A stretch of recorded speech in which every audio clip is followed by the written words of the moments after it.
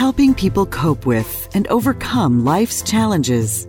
This is Life Transformations with Michael Hart, Canadian certified counselor and award-winning psychotherapist. Hi, this is Michael Hart of Elam Counselling Services, and I want to thank you for joining us in this episode of the Life Transformation Radio Show. Today we have another interesting show lined up for you. Today's show is about the betrayed spouse, and this is to bring about an understanding of how betrayal affects the person who has been betrayed in the relationship. I find that there are a lot of misunderstandings about what is a common reaction to betrayal, what is a spiritual reaction, and I want to help to demystify some of those misunderstandings today. But before we go into today's show, let me welcome those of you as first-time listeners and all you regular listeners. Thank you very much for being with us on today's show.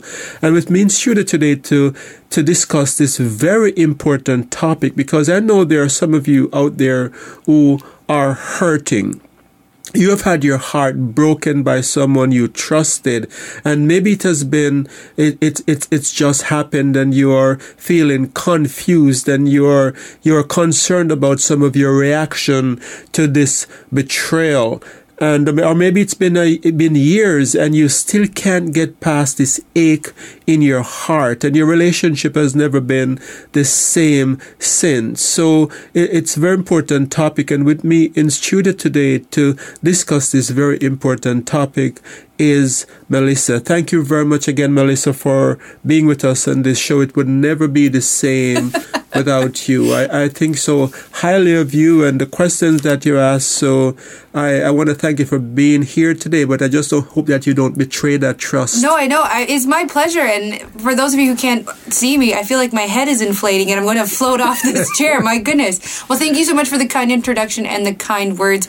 I also want to share some about yourself as well, and the amazing ministry that you're involved with of Elam Counselling Services here in Ottawa. We always like to remind our listeners about our service. It is a professional counseling organization located here in Ottawa, Ontario, Canada, and we have a number of trained psychotherapists on staff who work through people's relationships challenges, mental health challenges, many types of life challenges.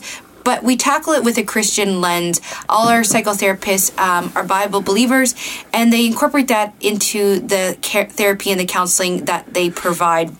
We also do our best to provide counseling to everyone who may need it. So we do offer the option of a sliding scale for fees for people who otherwise may not be able to afford counseling services. But to do that, we do rely upon donations from individuals who feel led to give what they can. So if you've benefited from our counseling services in the past or this radio show, we always encourage you to consider giving a donation so others may benefit from our counseling services as well. If this is something you feel led to do, there's a couple ways you can go about getting in touch with us. The first is our website at elamcounselingministry.com. Elam is spelled E-L-I-M, counseling with 2 L's, ministry.com. Or you can always call us at 613-699-1677, and we'd be happy to hear from you. We also, through our counseling service and ministry, aside from this radio show and our one-on-one and couples counseling, we also do provide things like conferences from time to time, and we have one coming up on September 30th, don't we, Michael? Absolutely. I'm very excited about this conference. This is called the First Love Conference, and we'll be looking at restoring first love in 3 different areas or 3 different aspects of our lives. And the first area is the area of restoring self-love, overcoming psychological wounds that may have happened in childhood, and restoring healthy love of self. Jesus said that we are to love our neighbor as ourselves. So implied in that statement is the fact that we are to love ourselves. And so I find that there are many people who cannot love themselves because they're carrying shame.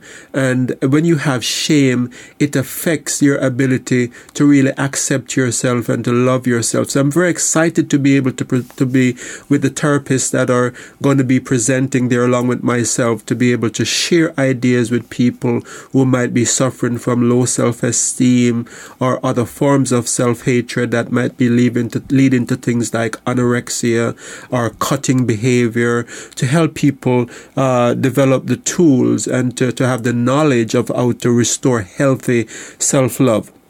The second aspect of love that we'll be dealing with in this conference is romantic love. There are times when things that have happened to us, harm, psychological harm, and even sometimes physical harm that happens to us in childhood, that these kind of injuries affect our relationship to share our bodies with people who we love, or to love others in a healthy way. So we develop destructive and dysfunctional patterns of trying to love someone else, and we want to help couples to really enjoy that the kind of love that God wanted you to have when you engage, when you become married to someone else. And then the third aspect of love deals with God love, loving God in a healthy way. There are people who don't even realize it, but they can't have the kind of relationship that they need to have with God, because the relationship that they had with their parents, maybe the idea of God the Father doesn't resonate with you. And maybe you're saying, yes, it doesn't affect me, but there are many people who are affected by this, and they don't understand the ways in which it is sabotaging their relationship with God. So you can find a time to pray, but you can find time for everything else. This could be because it is scary. Your experience of a father is not someone that is trusting, that you want to spend time with. So no wonder it's easier to watch Survivor than to spend 5 minutes in your prayer closet with God. And so we want to be able to help believers to get beyond these unseen obstacles and to really restore their first love in these 3 areas of their lives. So registration has already started, so if you would like to attend this conference, space is limited. Give us a call at 613-699-1677 or go to our website at elimcounselingministry.com. Elim is spelled E-L-I-M, counseling with 2 L's, ministry.com. And so, Michael, as you said off the top, today we're going to be talking about the betrayed spouse. We're going to be hopefully unpacking some of the common emotional reactions that people go through when they've experienced a betrayal in their relationship, and hopefully busting some of the myths about what people feel like often as they go through this. Right. Because as you say, some people may be going through this and it's early on and they're thinking, am I normal? Are these feelings okay? And then from there, how do you process that? So we're hopefully going to talk about all those things in today's show. Absolutely. And sometimes the other spouse who has been guilty of the act of infidelity might be very concerned about the behaviors that they're seeing in their partner. They may be in remorse and they're sorry, and they're just at a loss as to what to do or what's normal. Is this normal? Should I be concerned? Do I need to get help here? So we're going to talk about what are some of the common responses when betrayal, when infidelity happens in a relationship. So I feel like I need to disclose this. I feel like my response would be pure and utter rage, potentially involving a baseball bat and headlights being smashed. I feel like that is my default option. Right. But I have a funny sense that's probably not the most healthy way of coping with this. But is that rage I'm something? sure when you say a baseball bat, you're speaking metaphorically. No. Melissa. I feel like I would do all the steps of a very famous song and bash out those headlights. That's just how I feel about myself. It's something I need to work on, which is why I talk to you week to week, eh, Michael? Absolutely. And I think this is probably one of the points that we want to cover today, that rage and anger. Yes, that would be me. Yeah, is a very, very, very powerful, a very common response to having your trust betrayed, having your dreams smashed, having your heart broken. So for many people who have been in relationship, in marital relationship or long-term relationship in which they have just discovered that the partner that they thought that they know and they could trust and depend on has been unfaithful with someone else, the feeling of rage and anger, it's a very common response. And it doesn't mean that you're unchristian. It doesn't mean that there is something wrong with you. But I think this is it's a very deep wound. And it's no wonder that when in the Bible it talks about grounds for divorce, that Jesus uses adultery as being one of those grounds in which a person could actually or ground the ground in which someone could actually divorce. And the reason for that is that it's very, very difficult to overcome, and this urge that you feel is saying that something that was special between us, something that was meant to be unique to us, has been ripped apart from us, has been taken away, has been stolen. And so the rage and the anger that people feel within those times are very, very normal part of of a reaction. And I'm not saying that to do violent things is so put away your baseball bat, normal. Melissa, right? Right? Put away the golf clubs, leave those in the closet. But that feeling, is totally normal. Is normal. Okay. And I think it speaks to a very deep wound. So that feeling of rage and even anger and even crying spells or just verbal outbursts, these kind of things are normal, and it's your emotional, it's your emotions' way of saying that something is wrong, and I need to find an appropriate emotion to match the gravity of the situation that was happened, because God gives us a series of emotion to match significant events in life or different events in life. So when the Bible says there is a time to mourn and a time for laughter, it is saying that we have a range of emotion that was meant to match. And death is a time when the grieving emotion comes out, and intense grieving for a lot of people.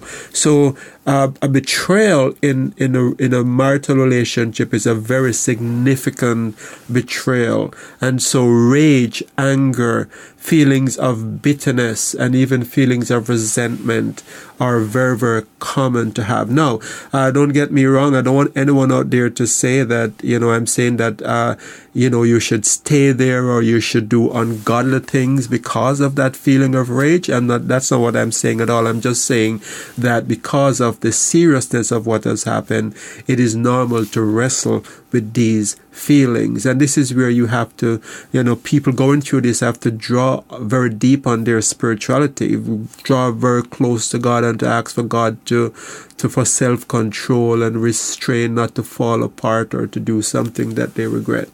So what other reactions are common when people go through a process of betrayal? I've had people who have been bewildered by a reaction that I call the mate retention behavior.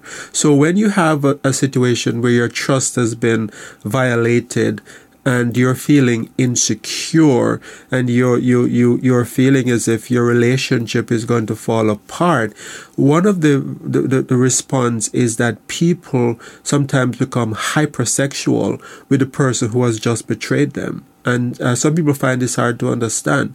I don't understand why I suddenly now have this desire to be sexual with my partner who has betrayed me. I thought, if someone were to tell me that I would have these desires, these strong desires that I didn't have for years after he or she cheated on me, I would not believe it. But I find myself craving sex more with my partner. I find myself craving affection. I find myself demonstrating affection more in public, and this is what is called a mate retention behavior, because it is your subconscious way of saying, I want to retain my partner.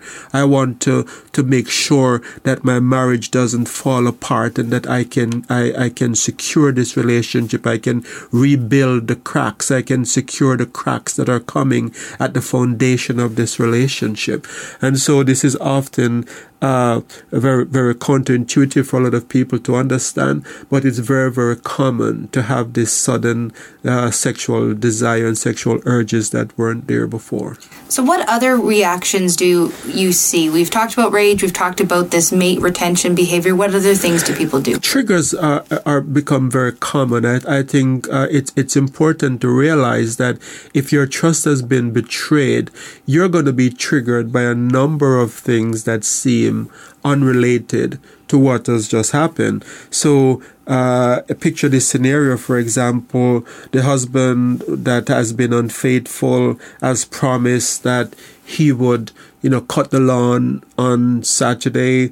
The wife that was betrayed, she went shopping and she comes back late in the afternoon and the lawn is not cut, and she have this meltdown, this massive meltdown where, she's screaming and yelling, why didn't you cut the lawn? Why didn't you keep your word? You say you're going to cut the lawn and you didn't cut the lawn. Now, the lawn in that situation is just a trigger, and a trigger is something that resembles, even in a slight way, what has happened. So him, the husband, not keeping his word that he's going to cut the lawn is reminding her of him not keeping his word that he's going to forsake all others and be faithful to her only. So people will come in and they would say, I can't understand. We had this big fight and I can't believe I acted like that because he didn't cut the lawn or because he said he was going to do the dishes and he didn't do it. Well, that's called a trigger. And when there is unfaithfulness in relationship, there is going to be triggers, and these triggers will continue for a while where you find yourself overreacting to very simple things that are often unrelated to the incident that has happened. If you've just joined us, you're listening to the Life Transformation Radio Show. Today we're talking about the betrayed spouse and the common emotions that come when you've been betrayed in a relationship. If you've missed the first part of the show, we encourage you to listen to it at our website at elamcounselingministry.com. Elim is spelled E-L-I-M, counseling with 2 L's, ministry.com, or call us at 613-699-1677 to get a copy of the show.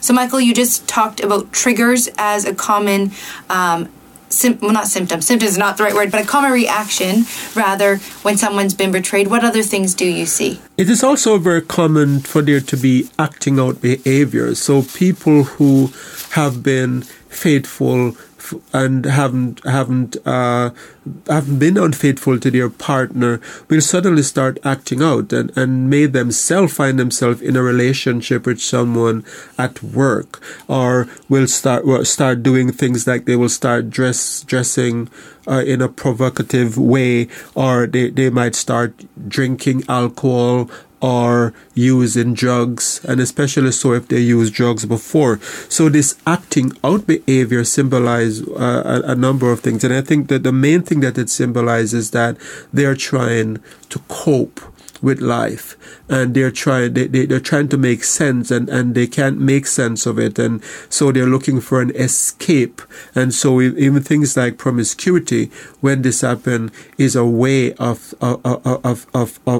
saying I want to escape this intense pain. Drug use is the same thing. I'm escaping this intense pain that I'm feeling right now. No, this is not healthy because it creates further complications. So when this starts happening, then not only are you dealing with one person having an affair, but it could turn out that both parties are hurting, and eventually you could have a divorce situation happening. So if you are going through a betrayal and you suddenly realize that there is someone at work of the opposite sex that is comforting you, and you're spending more time, talking with this person or calling this person, it's not a good idea. Because this is the time when you're most vulnerable, when you're likely to not be thinking clearly. And this person who starts out as a trusting friend could end up being the person that you end up crossing the line with. So for people who are going through this, one caution is to be very, very careful not to act out. Another way of acting out is making big financial decisions, accumulating assets that you would not have accumulated if this betrayal didn't happen. So it's not uncommon for people to want to buy expensive things, to buy a new house. But one rule of thumb is that you should avoid making any big financial decisions until at least 1 year after the incident has happened, because you're likely to be acting out of emotion, and you're likely to regret this when the dust has settled and your emotions have healed somewhat. What other reactions do you see? No, I think a reaction that is very common, and we talked about the show last week with the rape of Tamar and her pouring ashes on her head and tearing her garment. And I think that is also reflective of self-hating, carrying shame of oneself. And so I think self-loathing is a very common symptom where people who are betrayed sometimes feel shame, start feeling that there must be something wrong with me. And this is usually the case if there are other incidents in early childhood that may have caused them. Let us say that a parent walked away from the family, or even a parent died in early childhood. It's very unlikely that when betrayal happened in adult life, the person is going to be more prone to feeling some kind of self-shame or some kind of responsibility for what happened. It must be because of something I did, or it must be because there's something wrong with me. And it's very sad that one woman that I talked to some years ago, she said that she felt her husband cheated on her because she was overweight. And it was very shocking when she said that, because I'm looking at her and she didn't seem overweight at all. And she said that ever since this happened 2 years ago, I have been working out every single day, because it's as if she's feeling it's because of the weight why this happened to me. And she has been working out. This is a very sad picture. But she's feeling that if only I looked better, it would not have happened. But this is not the truth at all, because even if this was the truth, then people who have these very glamorous movie star partner would be faithful for life. Oh, I have this person, he looks like a trophy on a wall, and I'm never going to be faithful. But the truth is that the way that you look has nothing to do with your partner cheating. The things that you do have nothing to do with your partner cheating. It's your partner's issue. It's not your issue. And there is nothing that you need to do. And if you're listening to my voice today and you have been carrying shame and guilt for your partner's infidelity, I would like to begin to challenge you to let that go and to begin to realize it's not you, it's your partner, and it's not because of how you look or any lack in you as a wife or as a mother that caused this to happen, or even as a husband that has been cheated on. It's not your fault. It is your partner's issue. And it's becoming very common in Christian circles. I also counsel a lot of men who have had wives who have cheated and are having an affair. So, it's good to talk about it from both perspectives as well. And I think that leads nicely into a discussion about people, if they've identified with some of these common reactions. The other one I don't think we touched on, but I think is quite common too, is that feeling of mistrust within a relationship, or maybe if they try to start another one, feeling like, how can I trust them? Right. And I think that's a very, very, very common and understandable reaction, because someone you probably trusted before has betrayed that trust. So now, if you had trusted this person and this person could go out before and you wouldn't question where they were, you would just take their word and they would come in late and it wouldn't be a problem. Now, once the infidelity happens, this betrayed spouse now will start mistrusting and start questioning every single action that the person do. So that mistrust will reflect in things like wanting to see the receipt to verify that you say that you were where you said that you were, or wanting to call friends if you said, oh, I just was with my friend and we were watching a basketball game. That spouse might want to call that friend to verify that you were in fact where you said that you were. And as I said before, this is understandable, because what your reaction is showing is that I don't know if I can trust you to keep your word, because I trusted you before and you let me down.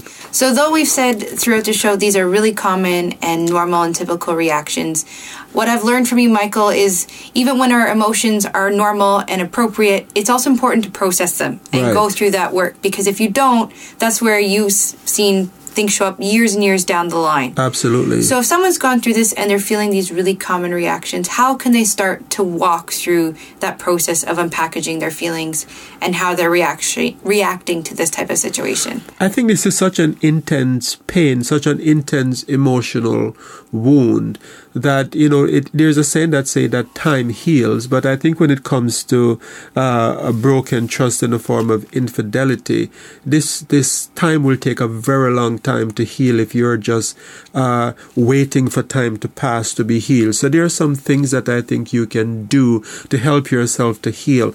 And I think first part of that first step is to accept what has happened, because sometimes when these things happen, we go into denial and we want to believe. We might say, yes, we accept it, but the shopping and the promiscuity and the drinking that never happened before is a way of trying to push this away instead of dealing with it. So I would say accept that it has happened, deal with it, but more importantly, realize that it is not your fault. This is something that your partner did, and it doesn't reflect on you in any way. But another thing that I think is very important for you to do is to talk to someone about it. You can keep this in secret to yourself. It will eat away at you, and it's very important to be able to speak to another person and say, this has become a part of my reality.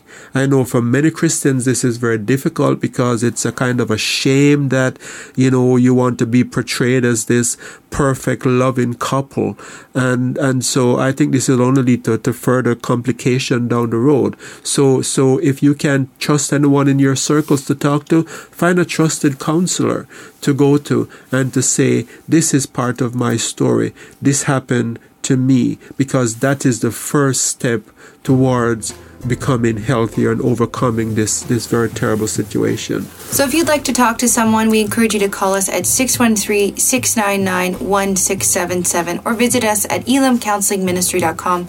Elam is spelled E-L-A-M, counseling with 2 L's, ministry.com. And again, we want to thank you very much for listening to this episode of the Life Transformation Radio Show. If you have a question about this show, or you'd like to tweet or put a comment on Facebook about it, and go to our website at elamcounselingministry.com. So until next time, this is your host, Michael Hart of Elam Counseling Services, and Melissa Waggett, praying together that God would bless you in all your relationships and keep you sound in mind and pure in heart.